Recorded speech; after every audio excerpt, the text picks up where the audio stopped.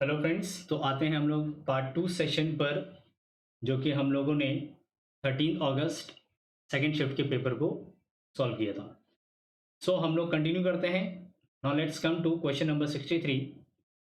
तो question number 63 कह रहा है कि इफ़ दिस इज गिवन और आपको इसकी वैल्यू निकालनी है, जो कि A cube plus B cube है। तो ये हो जाएगा A plus B, A cube plus B cube का फॉर्मूला है A plus B times of A square plus B square minus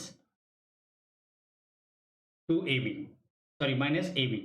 तो पहले तो हमें इसकी वैल्यू फाइंड आउट करनी होगी। तो इसकी वैल्यू फाइंड आउट कर लेते हैं। तो ये हो गया आपका A square plus B square plus 2ab।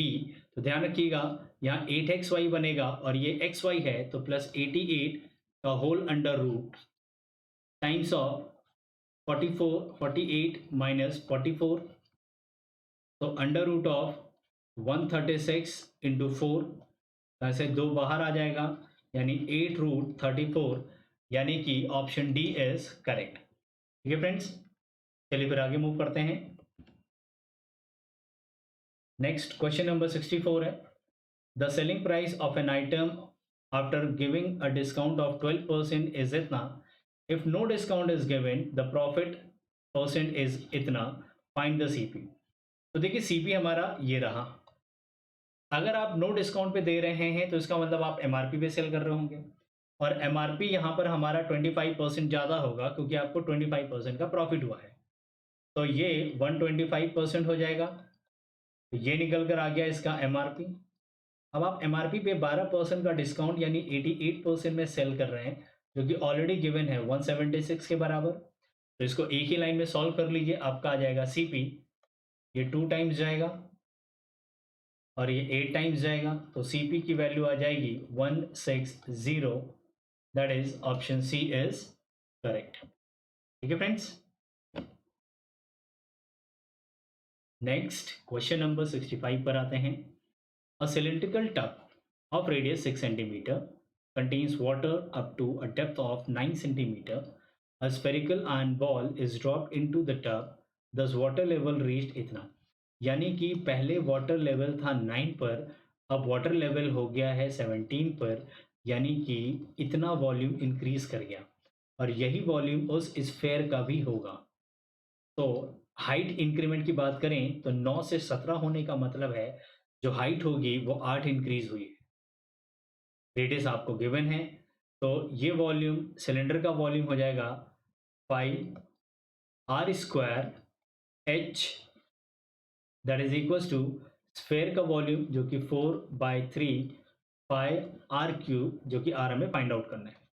तो आर आर कैंसिल आउट हो जाएगा, 4 इंटू 2, तो ये हो गया आपका 36 into 6 is equals to r cube. तो यहाँ से रेडियस की वैल्यू आपको साफ दिखाई दे रही है, दैट इज 6 सेंटीमीटर। ठीक है, 66 पर आते हैं। If Radha saves 25% of income, income आपको पता ही है एक्सपेंडिचर प्लस सेविंग है, यानी राधा 100 कमाती है, 25 बचाती है और 75 खर्च करती है। If expenditure is increased by 20% यानी 1/5, तो 1/5 यानी 15 बढ़कर 90 हो जाएगा खर्चा।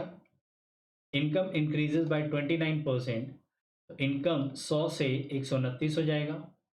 तो अल्टीमेटली उसका जो सेविंग है वो 39 हो जाएगा, और सेविंग 25 से 39 हो रहा है, यानी 14 इंक्रीज हो रहा है आउट ऑफ 25 परसेंटेज के लिए इंटू 100, तो 56% इज द राइट आंसर। ये सिंप्लीफिकेशन है, होप सो आप इसको कर ही लोगे।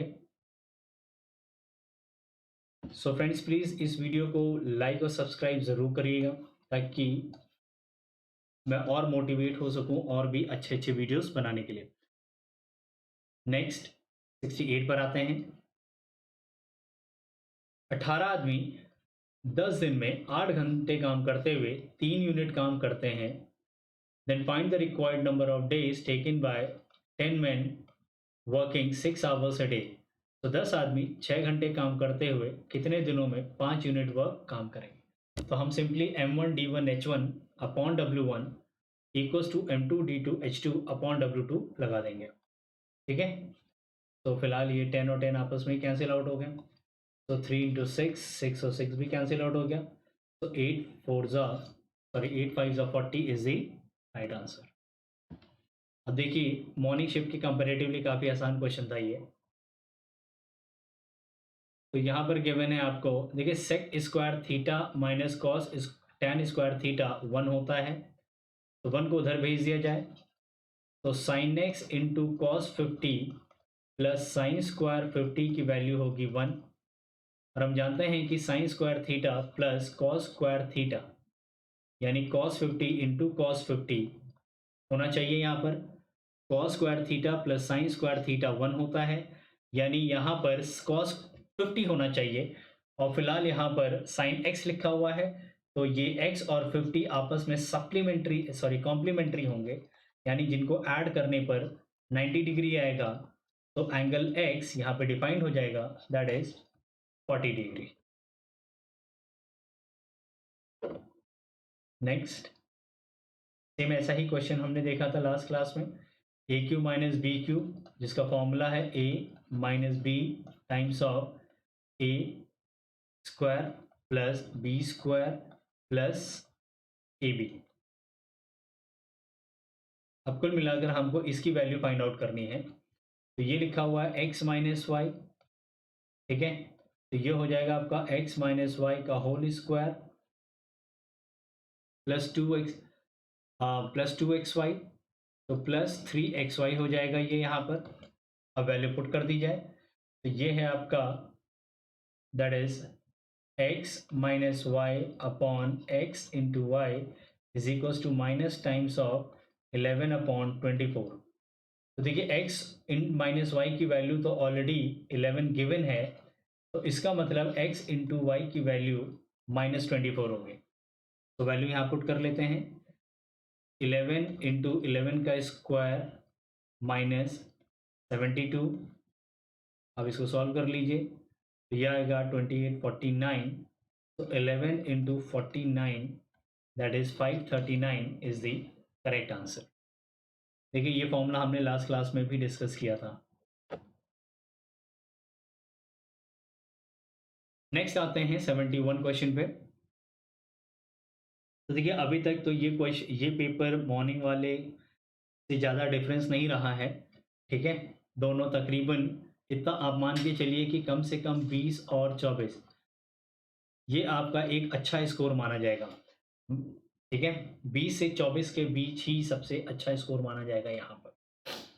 What is the smallest 5-digit number which when divided by 8, 14, 24 and 56 leaves 0 remainder? तो पहले तो हम इनका एलसीएम निकाल लेंगे 8, 14, 24 और 56 का, जो कि 8 इंटू 3 इंटू 7 आ जाएगा, ठीक है, तो इसको मल्टीप्लाई करेंगे, 168 इनका एलसीएम है। लेकिन हमें स्मॉलेस्ट 5 डिजिट नंबर के बारे में बात कर रहे हैं, तो स्मॉलेस्ट 5 डिजिट नंबर जो कि 10,000 है, तो 10,000 को डिवाइड कर लेते हैं, सो 168 इंटू 5 840 160 आ जाएगा, फिर 9 से मल्टीप्लाई कर लीजिए, तो 72 7 151। अब इसको माइनस कर लेते हैं, तो 88 इज द रिमाइंडर, यानी जब आप 10,000 के ऊपर बैठे हो तो आप 168 के पिछले मल्टीपल से 88 कदम आगे आ चुके हो, और अगले मल्टीपल से 80 कदम पीछे हो।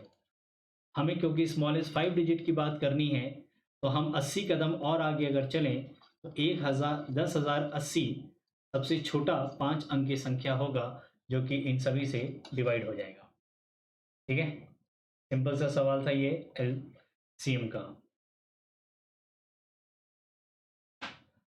If two articles are sold at the same selling price same है, which is rupees 10591, if the first article is sold at 19% profit and the second is sold at 11% loss, then find the overall profit loss। तो देखिए इस question को solve करने से पहले आपको ध्यान रखना है कि ये एक्चुअल वैल्यू जो रुपीज़ में दी है, इसका होना और ना होना बराबर है, यानी कि हमें इसकी आवश्यकता नहीं है, हम इसके बिना भी क्वेश्चन को सॉल्व कर सकते हैं। तो सारी कहानी एसपी और सीपी की है। आपने पहले 19% के प्रॉफिट में बेचा, यानी 100 में खरीदा होगा, 19% का प्रॉफिट और 119 में बेचा होगा। दूसरे आर्टिकल को 11% लॉस में बेचा, यानी 100 का माल 11 कम 89 में बेचा होगा। इनका कहना था कि दोनों का सेलिंग प्राइस सेम है। तो सबसे पहला काम है सेलिंग प्राइस सेम बना लीजिए। अनफॉर्चुनेटली ये हमारा जो है एलसीएम के लिए इनको क्रॉस मल्टीप्लाई करना पड़ेगा। इसको 89 से मल्टीप्लाई करोगे आप तो 10591 अपॉन 8900, और इसको 119 से मल्टीप्लाई करोगे तो 10591 अपॉन 11900। ये रेशो आ गया है, इसका कॉस्ट प्राइस है और ये इसका कॉस्ट प्राइस है। तो ओवरऑल कॉस्ट प्राइस आ रहा है 20800। सेलिंग प्राइस इन दोनों का सम, देखिए दोनों का सेलिंग प्राइस सेम हो गया है, तो इसका सेलिंग प्राइस आ जाएगा 210 211। ठीक है, ये है 10591 इंटू 2।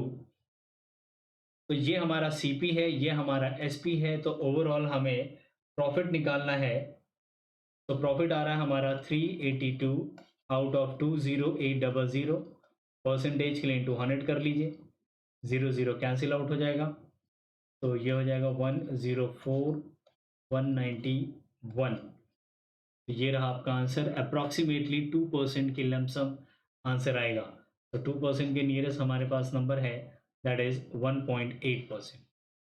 तो देखिए लकीली ये और ये वैल्यू मैच कर गई। अदरवाइज आप हमेशा ध्यान रखिएगा, इस तरह के सवालों के लिए सीधा सा तरीका है, जो एक्चुअल डेटा होता है वो रिक्वायर्ड नहीं होता है।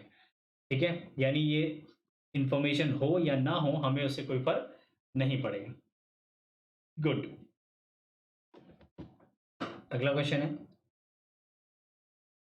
तो यहाँ पर गिवन है 2/3 is equal to sine square theta upon cos square theta, जो कि tan स्क्वायर थीटा होता है।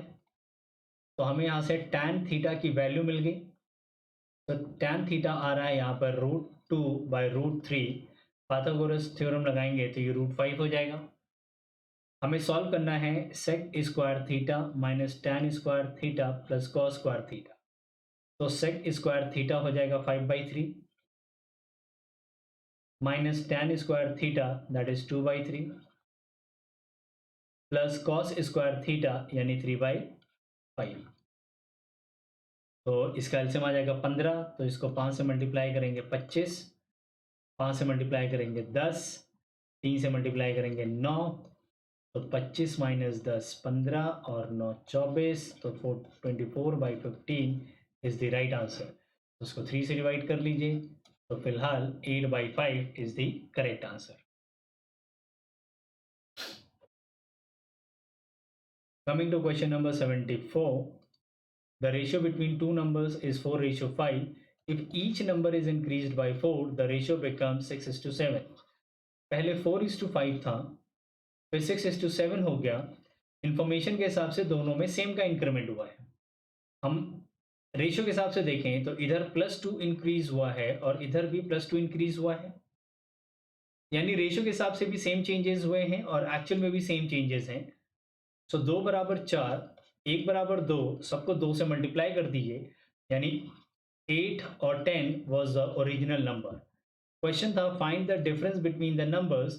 तो 8 और 10 में कुल 2 का डिफरेंस आ जाएगा। ठीक है friends, next coming to the last question of this session. So if length of BO is given, तो हमें इसकी भी लेंथ गिवन है 7 सेंटीमीटर। फाइंड OC, यानी टेक्निकली हमको ये रेडियस की लेंथ निकालनी है। सो देखिए ये 60 डिग्री है, तो ये टोटल एंगल हो जाएगा आपका 120 डिग्री। फिलहाल बीइंग अ रेडियस ये साइड और ये साइड इक्वल है, तो ये एंगल और ये एंगल भी इक्वल होगा। ये 120 है, तो ये एंगल हो जाएगा 30 डिग्री, ये एंगल हो जाएगा 30 डिग्री। ये 60 है, तो ये 120 हो जाएगा। 120 और 30, तो ये भी 30 हो जाएगा। तो इसका मतलब ये बचेगा 90 डिग्री। यानी हमने एक और कंक्लूजन यहाँ से ड्रॉ कर लिया है कि BC साइड और BO साइड दोनों आपस में बराबर होंगे, क्योंकि ये दोनों ही एंगल आपस में 30-30 डिग्री हैं। ठीक है, यानी ये 7 सेंटीमीटर है तो ये भी 7 सेंटीमीटर ही होगा। बट खैर हमें AOB से मतलब है, तो अब आप फोकस करिए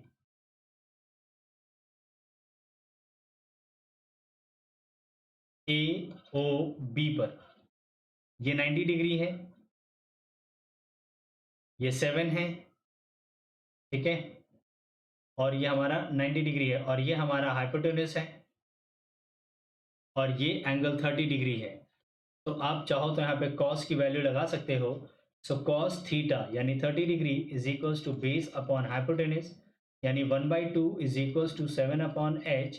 तो यहाँ से एच की वैल्यू क्या आ रही है, सॉरी, कॉस 30 डिग्री की वैल्यू होगी आपकी √3/2। तो यहाँ से एच की वैल्यू आ रही है, दैट इज 14 अपॉन √3। ठीक है, तो ये हमारा एंगल है, ये साइड और ये साइड दोनों सेम हो जाएगा। ये 90 डिग्री है, ये हमारा हाइपोटेन्यूस है, तो हम इस एंगल को ले लेते हैं। तो ये हमारा 7 डिग्री हो गया। आप यहाँ पे चाहे तो कॉस लगा सकते हैं। तो कॉस की वैल्यू अगर आप देखें तो कॉस 30 डिग्री √3/2 होता है, जो कि 7 अपॉन हाइपोटेन्यूस हो जाएगा। तो हाइपोटेन्यूस की वैल्यू आ जाएगी 14/√3। ठीक है फ्रेंड्स, तो ये थे आपके सभी के सभी 25 सवाल। तो नेक्स्ट सेशन में हम लोग डिस्कस करेंगे अगले दिन, जो कि 16 अगस्त को पेपर होने वाला है। ठीक है फ्रेंड्स, तो तब तक के लिए tata bye bye, thank you so much.